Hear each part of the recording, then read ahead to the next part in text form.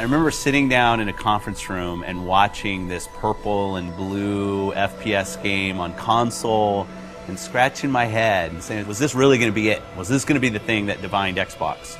And obviously 10 years later it proves that that was the kind of the seminal moment for us, the beginning of Halo as an Xbox game. Not only did Halo 1 bring the FPS to the console, it also brought story. Cortana. I've spent the last 12 hours cooped up. The combination really established sort of a new genre, if you will, of FPS console story expectation. Halo did a lot of really conventional storytelling through cinematics and cool voice acting and great music, obviously.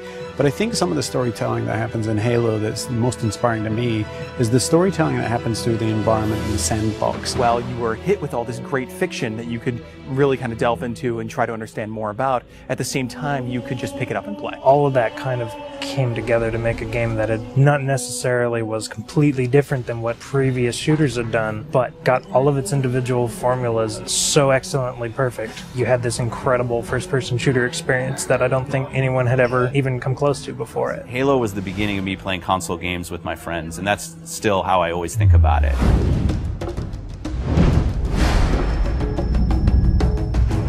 I think people have been asking for a remake of Halo 1 since Halo 2 was announced. I like to go all the way back to the day that Xbox Live came out, and the demand for Halo 1 and the ability to play, say, co-op over Xbox Live kind of started, and it built up over the years and over the years. It was the perfect timing since the 10-year anniversary was coming up. It occurred to us that there's this entire generation of people who never played the original game. If you're an 18-year-old gamer today, you were 8 when Halo came out. We did due diligence on a number of partners. The number one requirement was that it didn't impact gameplay at all. You have a classic, you have something that's just magical, right? If you go and tinker with it, you're going to lose that magic. What we really needed was someone who could work with our existing physics and gameplay engine. Sabre popped up really quickly. They're like, yeah, we can do this. We can make the game look like a current generation game, and we can do it by using the original Halo 1 engine. The gameplay in Halo 1 is what's called deterministic. In other words, if you feed the engine the same input, the game will behave in the same way. And if you can apply this principle across the network, you can have two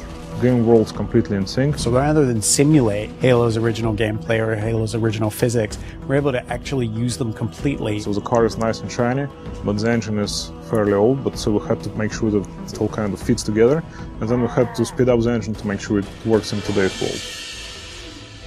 We've done some deliberate things. The library is easier to navigate now. We use lighting and textures to make it a little bit simpler. The pillars are covered in holograms on one side, or they're more decorated on the other side. From what we've noticed, it actually seems to help people that aren't familiar with the library figure out where they're going. Truth and Reconciliation is one of the best examples I can give. If you come to that first interaction and then you make your way towards a cliff, you can look up and see this unbelievable skybox. And so having all these updated graphics has really made the game, to me, just more immersive. I still remember the first time I saw someone switch to graphics. I didn't know that was actually going to be a feature until I saw someone do it. In a lot of ways, it was a very, very fine balancing act. Because again, we're running all the original Halo 1 animations, so it's the original Halo 1 skeletons for those characters needed to be rebound into the updated meshes that we had brought over from Halo Reach and from Halo 3. For example, the Elite actually has an elongated neck, so they're a little bit more squat and compact.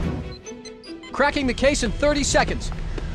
Welcome back, sir. We'll have you battle ready stat. Master Chief's iconic, and he has to look like a hero, and he has to look just right. Chief's armor was a tough process. We went back and forth on that for a long time. Originally, we were using a Mark V armor that's built in the multiplayer component of Reach. We just kept coming back, and it just didn't look like Master Chief. The first stuff we put out around E3, I think the forum reaction was instantly, Chief looks wrong, his visor's too big, the color's all wrong. Some people thought we were doing it intentionally as a retro. If you saw the original Chief from like 1999 era, he had a really tall, very matte reflective helmet. It actually looked similar to that. The thing about this group working on this project is that we are very, very passionate about getting this right. We iterated on that probably 6-7 months before we finally got a final Chief's armor that I think looks awesome. One of the number one asks that we had for a Halo remake was we want co-op over live. The original Halo 1 campaign experience had already been designed for cooperative play. You notice when you're getting out of the initial cryotube, there's actually 2 cryotubes for the first cinematic. It definitely creates another challenge for us when you're playing with somebody else, but we obviously wanted to support that. The code base was built 10, if not 15 years ago, so we had to figure out how this code base is structured, how it was designed. We had a lot of people work really long hours to make it happen and to really really code it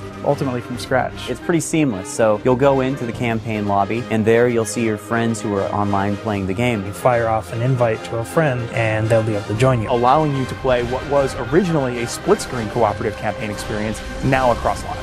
Skull on. Classically, skulls in Halo tend to affect behavior, which means the AI needs to support those behavioral changes. How do we create something that alters gameplay? Well, one of our fundamental tenets is keeping gameplay the same. Skulls are one of the tools we're giving the player that if they do want to change their gameplay experience a little bit, they can do it. Benefit to this is that most of these skulls are brand new. You've never seen them before, you never played them. Like Malfunction, where random HUD elements disappear whenever you respawn. Boom is a skull that increases the radius of explosions, making explosions more dangerous both for the Covenant and for the player. That in combination with something like Grunt Funeral means that you become very afraid of grunts. We must continue. This way, please. There are a few features that got into the game that turned out better than we expected, and 3D is probably the number one. It was unexpected, it was a bonus, and I don't see 3D very well, but it really worked for me. So for some reason it just pops in Halo in a way that it doesn't in other games or even movies.